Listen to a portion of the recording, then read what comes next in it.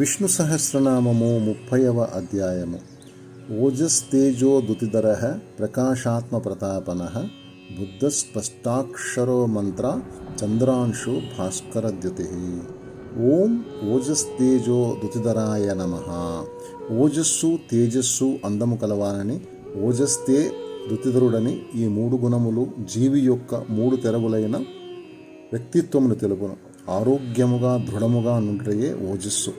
ధ్యానము వలన అవయవ శక్తులు పొదుపుగా నుంచుకొని క్రమశిక్షణలో ఉంచవచ్చును. ఇందు మూలముగా మనోబుద్ధి బలములు పెరిగి వ్యక్తిత్వము రాణించగలదు. క్రమశిక్షణకు లోబడి ఓజస్సు వ్యక్తికి తేజస్సునిచ్చును. నిరంతరము శ్రద్ధతో ధ్యానించు వ్యక్తి ఓజస్సు తేజస్సులను సమృద్ధిగా సమకూర్చుకొని దైవానుభూతి పొందగల స్థితికి చేరగలడు. అది ఏ శాంతి, ప్రేమ, జ్ఞానము శక్తులతో కూడుకున్న అతి సుందరమైన స్థితి.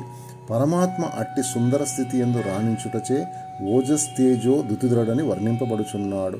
ఓజస్తే దుతిధరుడకు విష్ణువుకు నమస్కారము. ఓం ప్రకాశాత్మనే నమః.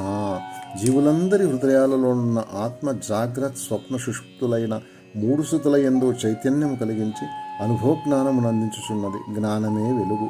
వెలుగునిచ్చు ఆత్మ పరమాత్మ ప్రతిబింబము. అందుచే పరమాత్మ ప్రకాశాత్మునిగా తెలియబడుచున్నాడు.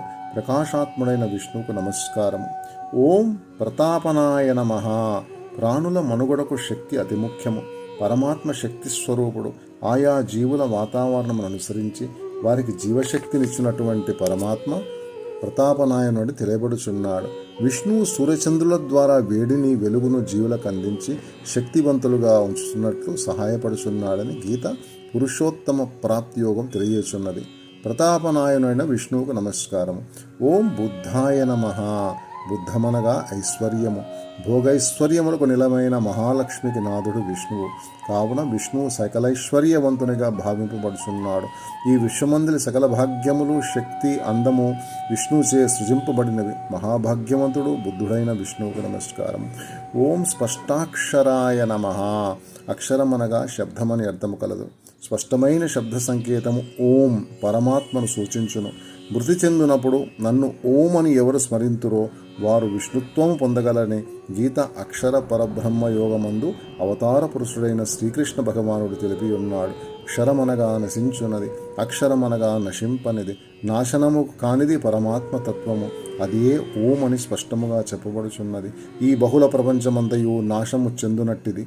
జీవుడు మనోబుద్ధి ఇంద్రియముల ప్రభావముచే అహంకార పూరితుడై ఈ బహుళ విశ్వమందరి ప్రలోభములకు చిక్కుబడి ఉన్నాడు. మనస్సు నరికట్టి అంతర్దృష్టి కలిగినప్పుడు అక్షర శబ్దము ఓం స్పష్టముగా తెలియనగును. అనగా విష్ణువు స్పష్టాక్షరుని భావించబడుచున్నాడు. స్పష్టాక్షరుని విష్ణువుకు నమస్కారము. ఓం మంత్రాయ నమః. వేదములు మంత్రములు. పరమాత్మ మంత్రస్వరూపుడు. మంత్రములను ఉచ్చరించుట ద్వారా బుద్ధిని పరమాత్మ ఎందు లగ్నము చేయుటకు వీలగును. అనగా గమ్యమును చేర్చు వాహనములు మంత్రములు. దేనిని ధ్యానించుట వలన మనము రక్షింపబడుచున్నామో అది ఏ మంత్రమనబడుచున్నది.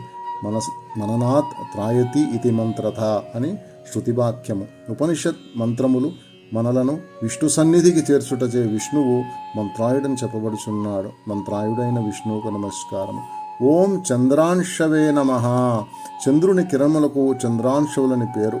వృక్షాల తలాదులపై చంద్రకిరణములు ప్రభావముండునని వేదకాలము నుండి భారతీయులు ఎరుగుదురు. పుష్టమి ఔషధి సర్వో సామో భూత్వా రసాత్మకః అని గీత పురుషోత్తమ ప్రాప్తి యందు శ్రీకృష్ణుడు పలుకుచున్నాడు. చంద్రకిరణముల ద్వారా వృక్షాదులకు రసపుష్టిని కలుగచేయుచున్నట్లు భగవానుడు తెలియజేయుచున్నాడు. వృక్షాదులకు పోషకశక్తినిచ్చున్నట్టు పరమాత్మ చంద్రాంశుని వర్ణింపబడుచున్నాడు. చంద్రాంశుడైన విష్ణువుకు నమస్కారం. ఓం భాస్కరద్యుతయే నమః. సూర్యమండలమునకంతకు సూర్యుడు కేంద్రము. సూర్యప్రకాశము ఈ భూమి అందలి ప్రాణికోటికంతకు శక్తినిచ్చుచున్నది. సూర్యుడు లేకున్నచో జీవము లేదు. అయినప్పటికీ సూర్యునికి జీవకోటికి ఎట్టి ప్రమేయము లేక విడిగానుని తన పనిని తాను నిర్వర్తించుచునుట గమనించవలసిన విషయము. పరమాత్మ సూర్యుని ద్వారా వెలుగునందించి శక్తిని ప్రసాదించుట చేత భాస్కర దుతి అనే పేరుతో పిలువబడుచున్నాడు. భాస్కర దుతి అయిన విష్ణువుకు నమస్కారం. ఓం నమో భగవతే వాసుదేవాయ.